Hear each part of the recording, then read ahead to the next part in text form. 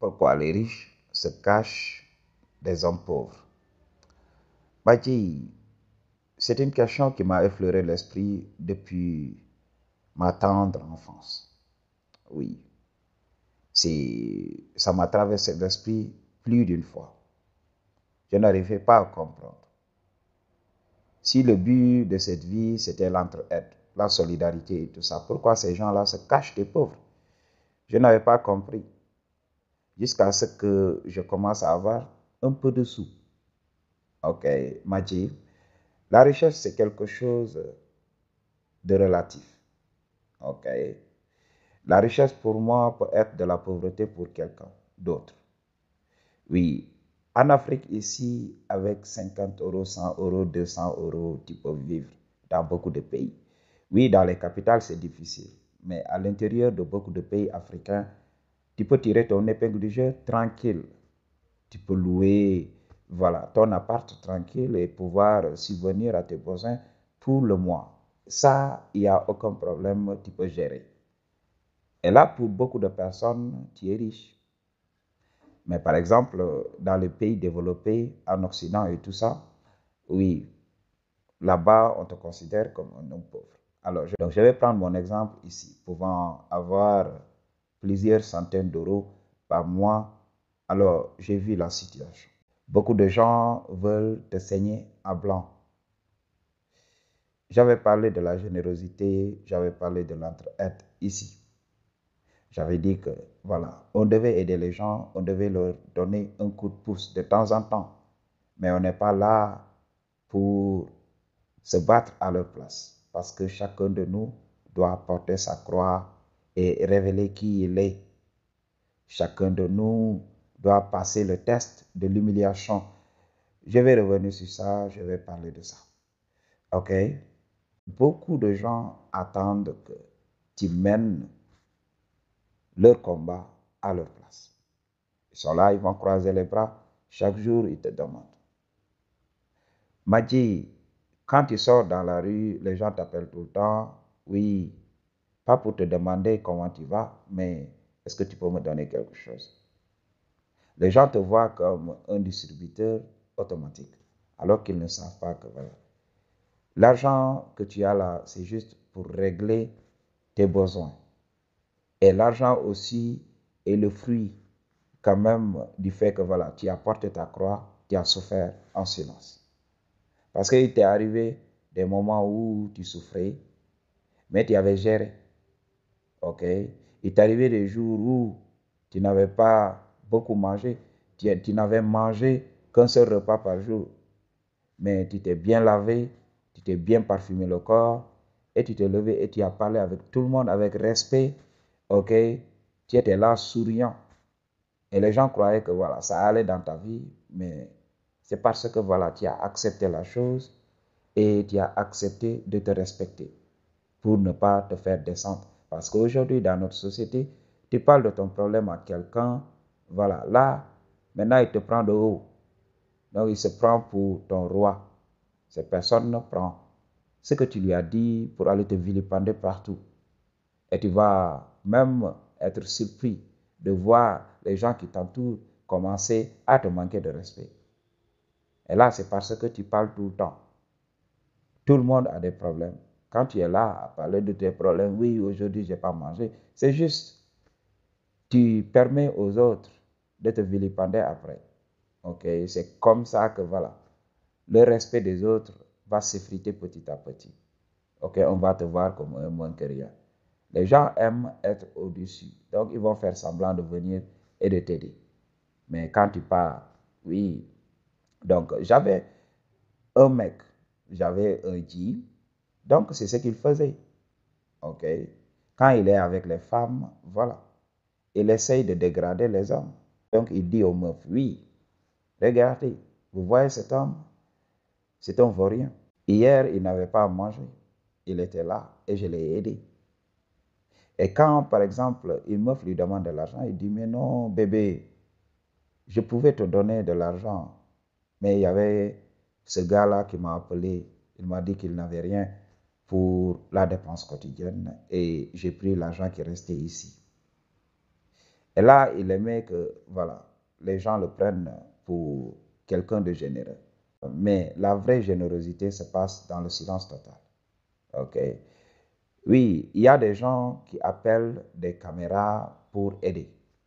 Il y a beaucoup de gens qui me disent qu'ils ne devraient pas le faire. Non, des fois, ça aide aussi. Ça inspire les autres à faire de même. OK? Donc aujourd'hui, nous avons des réseaux sociaux. Des fois, tu peux aider, tu peux filmer pour montrer au monde entier, voilà, qu'on doit le faire. OK? Qu'on doit le faire.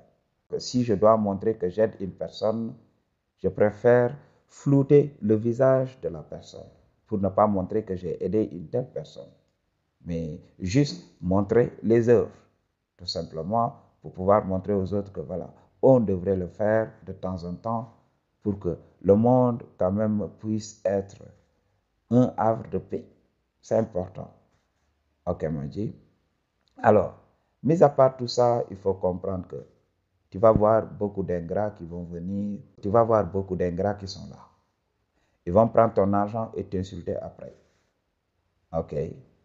Donc, tu vas voir, ils vont t'appeler toute la journée. J'ai eu un de nos vieux ici. Il a tiré son épingle du jeu. Il ne peut même pas aller au marché tranquille. Il ne peut même pas se pavaner dans la rue. Les mamans par-ci, les mamans par-là. Oui, les enfants n'ont pas mangé. À chaque fois, on lui présente des ordonnances. OK? Donc, les gens devraient savoir ça. OK? Il faut accepter. La pauvreté, si on ne l'accepte pas, si on n'apprend pas à apprivoiser la pauvreté, on va être toujours pauvre. On doit passer par cette période. OK? On doit travailler sur ça. Il faut de la transcendance. Parce que quand tu te lèves tout le temps, tu cours, donc tu essaies de chercher des petits boulots, tout ça pour essayer de fuir à la pauvreté, elle ne va jamais partir. C'est pour cela que je vous avais parlé dans mes vidéos de l'économie énergétique. C'est énergétique. Un jour, tu dois te dire, oui, je dois accepter. Je suis pauvre, oui, je dois l'accepter. On ne me respecte pas, oui, je dois l'accepter. Je dois transcender. Je dois être content dans cette pauvreté. Je dois me suffire des quelques sous que j'ai. Oui. Mathieu, je vais te raconter une histoire. Lorsque j'ai quitté le sud du Sénégal, la forêt sénégalaise, pour aller à la capitale pour faire mes études universitaires, j'ai été accueilli par mon oncle. Tout au début, il me disait ça, oui, c'est ta famille, il faut gérer. Ok, tu es là chez toi. Ok, tout au début, voilà, il m'aidait dans tout ce que j'entreprenais.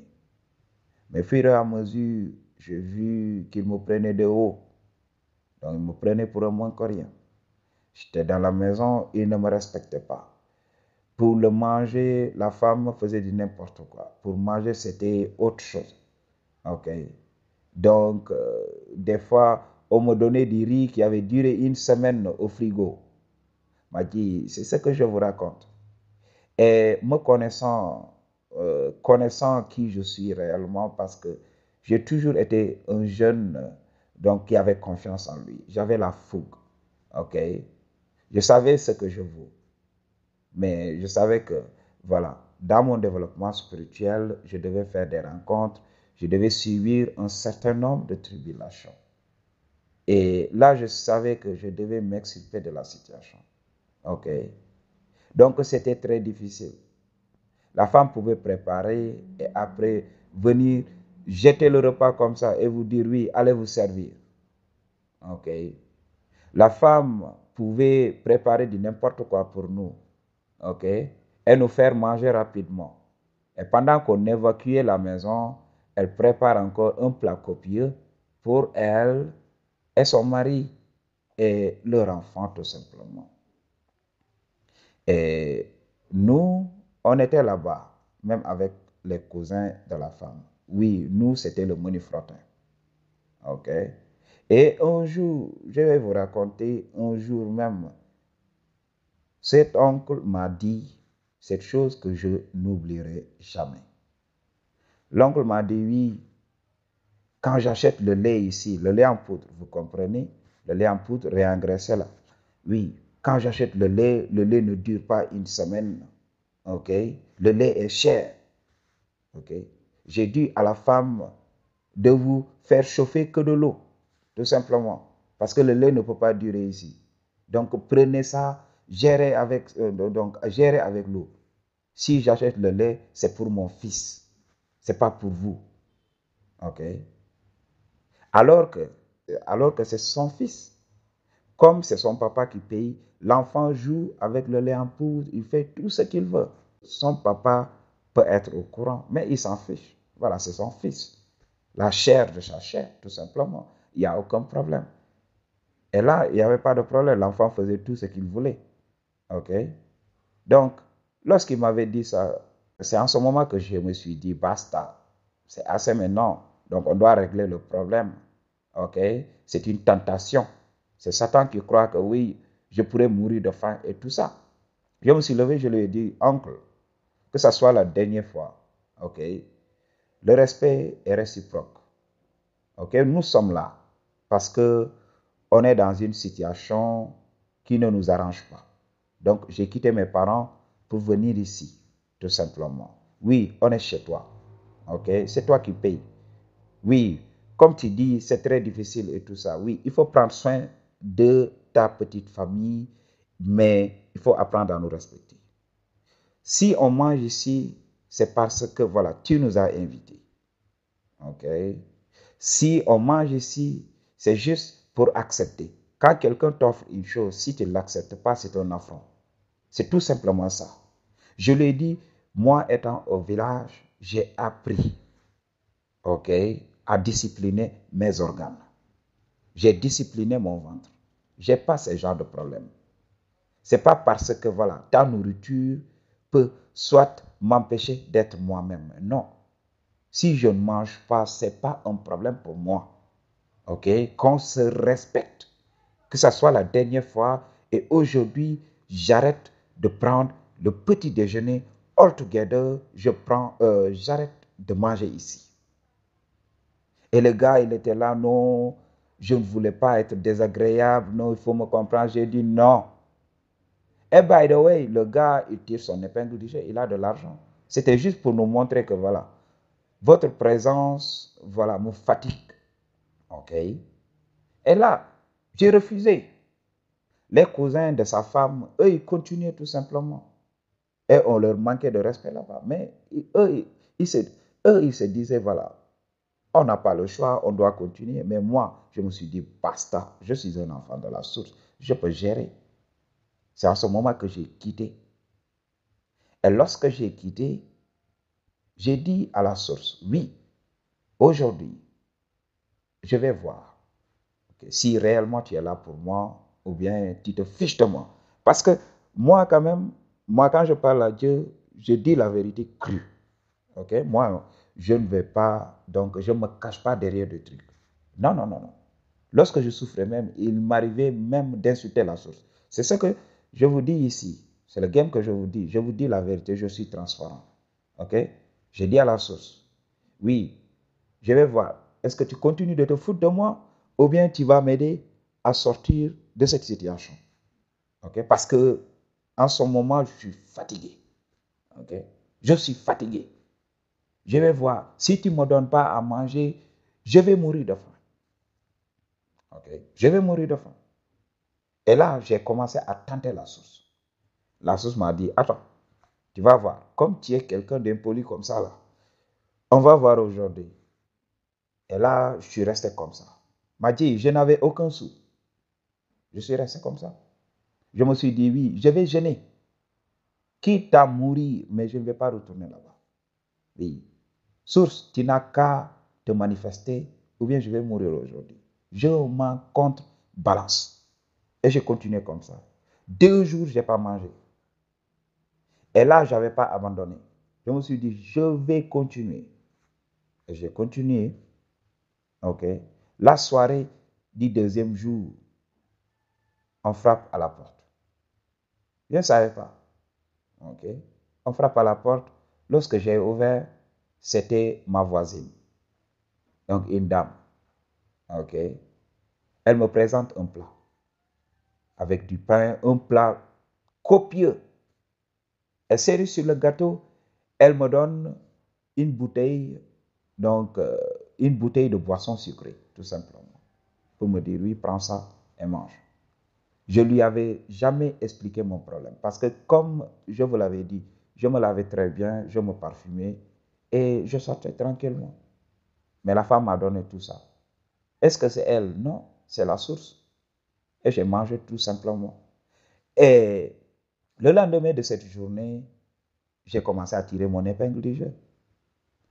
Un oncle que j'avais perdu de vue il y a de cela très longtemps m'appelle pour me dire, oui fils, je te fais un Western Union, va retirer l'argent. J'ai retiré l'argent et j'ai eu beaucoup d'argent. Et j'ai pu utiliser cet argent pendant presque 3 mois. Okay? C'est comme ça que l'oncle m'a aidé. Et les situations, la source a commencé à tirer les ficelles partout. Ok?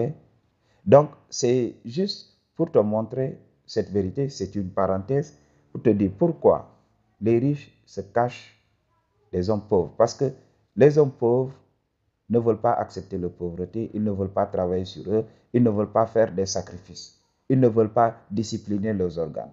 Moi, j'ai jeûné 2 jours. Il y a des gens qui pleurnichent ici.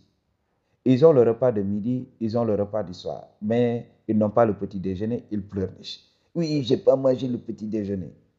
Oui, c'est aux autres de tout faire pour te sortir, toi, de la pauvreté. Tu vas voir quelqu'un, il n'a rien, il marie une femme, il a des enfants. Après, il vient te dire, oui, les enfants n'ont pas mangé. C'est juste une question de responsabilité. Donc, aujourd'hui, c'est pour cela. Si tu es riche aujourd'hui, les gens croient que voilà, c'est à toi de te battre à leur place. C'est à toi de leur donner de quoi manger pour la journée. Ils vont t'appeler tout le temps, même pour des problèmes simples. Oui, on n'a pas pris le petit déjeuner. Ça, c'est quoi ça? Alors que toi, tu es en jeûne intermittent, tu jeûnes presque, voilà, tu ne prends qu'un seul repas par jour. Ok? Et c'est des gens qui aiment les choses chic. Tu vas voir les pauvres, ce sont eux qui parlent d'iPhone. Quand il y a un téléphone simple, ils te disent, oui, ça c'est démodé. Moi, voilà, j'ai un téléphone iPhone. Alors que ces gens vivent dans la décrépitude. Mon gars, c'est ça. C'est pour cela que les riches se cachent des pauvres. Parce que les pauvres s'en fichent de ce que tu leur donnes, de l'aide que tu leur donnes. Ils veulent tout ce que tu as. Tant que ce n'est pas fini, tant que le robinet ne se tarit pas. Voilà, ils sont là toujours à pomper, à pomper, à pomper, jusqu'à ce que voilà, les caisses vont se vider. C'est en ce moment qu'ils vont revenir pour t'insulter encore. Il faisait de la frime, il avait de l'argent, il faisait le malin. Maintenant, il est pauvre. Ok, mais il rit de toi et il passe à autre chose. Et le problème aussi de beaucoup de pauvres aussi, c'est le fait de supporter la vision de quelqu'un. Quand quelqu'un vous explique sa vision, il est moqué. Donc quand tu es là, quand tu te bats, quand tu travailles sur un projet, on se fout de toi. Et jusqu'au moment où tu réussis, ce sont ces mêmes gens qui vont revenir et vouloir avoir ton argent. Mais comment ça va se passer? C'est pour cela que beaucoup de riches se cachent. Ils construisent des maisons barbelées, tout simplement. Et ils se cachent. Ils sortent la nuit, donc on ne les voit même pas. Ils font tout pour teindre leurs vitres quand tu vois leur voiture, tout simplement. Donc, ils sortent incognito. Pour une consultation ou bien on donne toutes les informations dont tu as besoin se trouvent dans la barre de description. I just tell you the truth. What you gonna do about it? Peace.